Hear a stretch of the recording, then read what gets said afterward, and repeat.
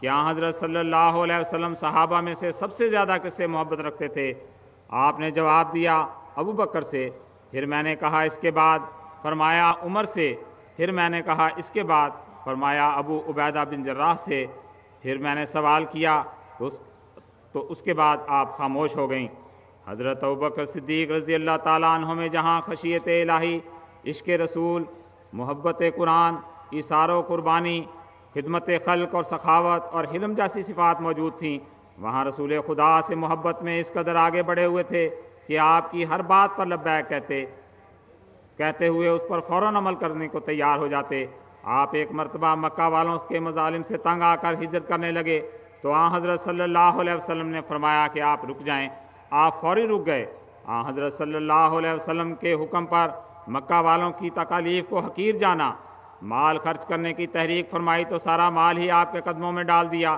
کسی غلام کو آزاد کرانے کی حضرت صلی اللہ علیہ وسلم نے خواہش ظاہر کی تو فوراً اس غلام کو خرید کر آزاد کر دیا۔ یہ تمام وہ صفات تھیں جس بنا پر حضرت صلی اللہ علیہ وسلم کو آپ سے بے پناہ محبت تھی۔ آخرین کے دور میں حضرت خلیفۃ المسیح اول رضی اللہ تعالیٰ عنہ کا بھی یہی حال تھا۔ سن 1892 کی بات ہے کہ حضرت مولوی صاحب بھیرا میں اپنا مکان اور مطب حضرت مولوی صاحب نے بھیرا میں اپنا مکان اور مطب بنانا شروع کیا۔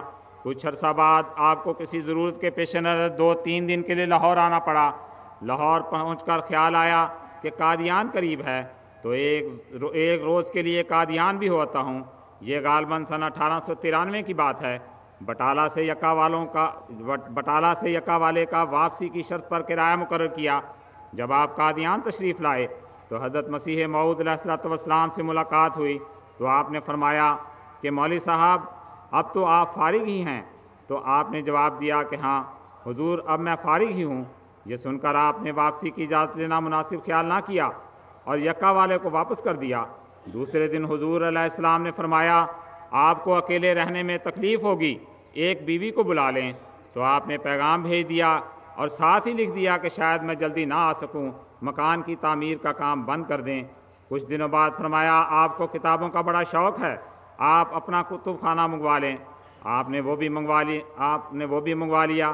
پھر فرمایا دوسری بیوی کو بھی بلا لیں، وہ آپ کی زیادہ مزاج شناس ہے، چنانچہ اسے بھی بلا لیا۔ اس کے بعد فرمایا مولوی صاحب اب آپ بھیرا کا خیال دل سے نکال دیں۔ مولوی صاحب فرماتے ہیں خدا کے بھی عجیب تصرفات ہوتے ہیں، میرے وہمہ اور خواب میں بھی مجھے وطن کا خیال نہ آیا، پھر تو ہم قادیان کے ہو گئے۔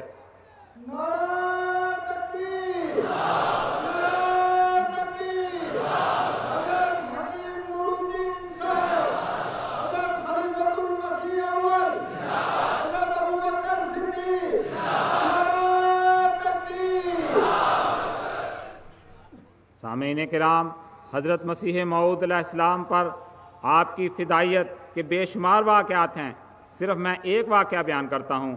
محترم جناب حکیم محمد صدیق صاحب آف میانی فرماتے ہیں کہ ایک دفعہ جب آپ مطب میں بیٹھے تھے، ارد گرد لوگوں کا حلقہ تھا، ایک شخص نے آ کر کہا مولوی صاحب حضور یاد فرماتے ہیں۔ یہ سنتے ہی اس طرح گھبراہٹ کے ساتھ اٹھے کہ پگڑی باندھتے جاتے تھے اور جوتا گھسیٹتے جاتے تھے، گویا دل میں یہ تھا کہ حضور کے حکم کی تعمیل میں دیر نہ ہو۔ پھر جب خلیفہ ہو گئے تو اکثر فرمایا کرتے تھے کہ تم جانتے ہو نور الدین کا یہاں ایک معشوق ہوتا تھا جسے مرزا کہتے تھے۔ نور الدین اس کے پیچھے پیچھے یوں دیوانہ پھرا کرتا تھا کہ اسے اپنے جوتے اور پگڑی کا بھی ہوش نہ ہوا کرتا تھا۔ سامعین کرام، یہ محبت کوئی ایک طرفہ نہیں، حضرت مسیح موعود علیہ السلام بھی آپ سے بے پناہ محبت کرتے تھے۔ حضرت مسیح موعود علیہ السلام فرماتے ہیں میرے کلام کے سننے کے لیے اس پر وطن کی جدائی آسان ہے، میرے کلام سننے کے لیے اس پر وطن کی جدائی آسان ہے، اور میرے مقام کی محبت کے لیے وہ اپنے اصلی وطن کو یاد کو چھوڑ دیتا ہے۔ میرے مقام کی محبت کے لیے وہ اپنے اصلی وطن کی یاد کو چھوڑ دیتا ہے، اور میرے ہر ایک امر میں میری اس طرح پیروی کرتا ہے جیسے نبض کی حرکت تنفس کی حرکت کی پیروی کرتی ہے۔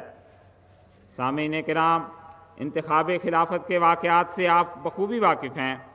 اللہ تعالیٰ نے قرآن کریم میں سورہ نور میں یہ وعدہ فرمایا ہے کہ جو لوگ ایمان لانے والے اور نیک اعمال کرنے والے ہوں گے انہیں اللہ تعالیٰ ضرور زمین میں خلیفہ بنائے گا۔ اسی طرح حضرت حذیفہ رضی اللہ تعالیٰ عنہ سے ایک روایت مروی ہے کہ حضرت صلی اللہ علیہ وسلم نے فرمایا ہے کہ تم میں خلافت قائم ہوگی جب تک اللہ تعالیٰ چاہے گا، پھر اس کو اٹھا لے گا، اور خلافت علی منہاج نبوت قائم ہوگی۔ تم میں نبوت قائم ہوگی جب تک اللہ تعالیٰ چاہے گا، پھر اس کو اٹھا لے گا، اور خلافت علی منہاج نبوت قائم ہوگی۔ پھر بعد اور ادوار کا ذکر کرتے ہوئے آخر پر فرمایا ثم تکون خلافت علی منہاج نبوت، کہ تم میں خلافت علی منہاج نبوت قائم ہو جائے گی، یعنی آخری دور میں۔ اس کے بعد آپ خاموش ہو گئے۔ حضرت صلی اللہ علیہ وسلم کی وفات کے بعد حضرت ابوبکر صدیق رضی اللہ تعالیٰ عنہ ثقیفہ بنی سعد پہنچے، جہاں انصار مدینہ خلافت کے فیصلے کے لیے جمع تھے۔ ان سب میں حضرت ابوبکر صدیق رضی اللہ تعالیٰ عنہ سب سے ممتاز اور محب رسول تھے، لیکن نہایت درجہ منکسر المزاج بھی تھے، لیکن خود کو خلافت کا اہل نہ سمجھتے تھے۔ آپ نے انصار کے سامنے حضرت عمر، حضرت ابو عبیدہ بن ابی جراح کا خلیفہ کے لیے نام پیش فرمایا، لیکن ان دونوں بزرگوں نے حضرت ابوبکر صدیق رضی اللہ تعالیٰ عنہ کا ہاتھ پکڑ کر بیعت کر لی۔ اس طرح خدا تعالیٰ نے اپنے وعدہ کے مطابق تمام مسلمانوں کو حضرت ابوبکر صدیق رضی اللہ تعالیٰ عنہ کے ہاتھ پر جمع کر دیا۔ آپ ہی کا وجود تھا جس کو خدا تعالیٰ نے سب سے پہلے حضرت صلی اللہ علیہ وسلم پر ایمان لانے کی توفیق عطا فرمائی۔ آپ ہی کا وجود وہ تھا جو حضرت صلی اللہ علیہ وسلم کو سب سے زیادہ محبت کرتا تھا۔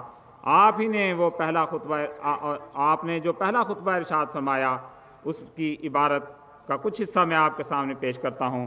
آپ فرماتے ہیں، اے لوگو، خدا کی قسم، نہ میں کبھی دن میں اور نہ رات میں عمارت کا خواہاں تھا، اور نہ اس کی طرف مجھے رغبت تھی، اور نہ میں نے کبھی پنہاں یا آشکارا اللہ تعالیٰ سے اس کے لیے دعا کی۔ البتہ مجھے خوف ہوا کہ کوئی فتنہ نہ برپا ہو جائے، اس لیے اس بارے گراں کو اٹھانے کے لیے تیار ہو گیا، ورنہ عمارت میں مجھے کوئی راحت نہیں، بلکہ یہ ایک ایسا بوجھ مجھ پر ڈالا گیا ہے جس کے برداشت کرنے کی طاقت میں اپنے اندر نہیں پاتا۔ یہی نظارہ ہم کو آخر میں بھی دکھائی دیتا ہے۔ حضرت صلی اللہ علیہ وسلم کی پیشگوئی کے مطابق ہی خدا تعالیٰ نے اس دور میں بھی خلافت علی منہاج نبوت کا وعدہ پورا فرمایا۔ حضرت مسیح موعود علیہ السلام کے بعد جماعت کے سامنے رسالہ الوصیت کے مطابق انتخاب خلافت کا معاملہ پیش ہوا، تو اس وقت سب کی نظریں حضرت حکیم مولوی نور الدین صاحب بھیروی رضی اللہ تعالیٰ عنہ پر ٹکیں۔ آپ نے بھی حضرت ابوبکر صدیق رضی اللہ تعالیٰ عنہ کی طرح خلافت کے انتخاب کے لیے حضرت صاحبزادہ مرزا محمود احمد صاحب اور میر ناصر نواب صاحب اور حضرت نواب محمد علی خان صاحب کا نام پیش کیا کہ ان میں سے کسی کو خلیفہ منتخب کر لو، میں ان کی بیعت کر لوں گا۔ لیکن جماعت کے تمام عمائدین نے آپ ہی کو خلافت کے لیے منتخب کیا، اور سب نے آپ ہی کے ہاتھ پر بیعت کر لی۔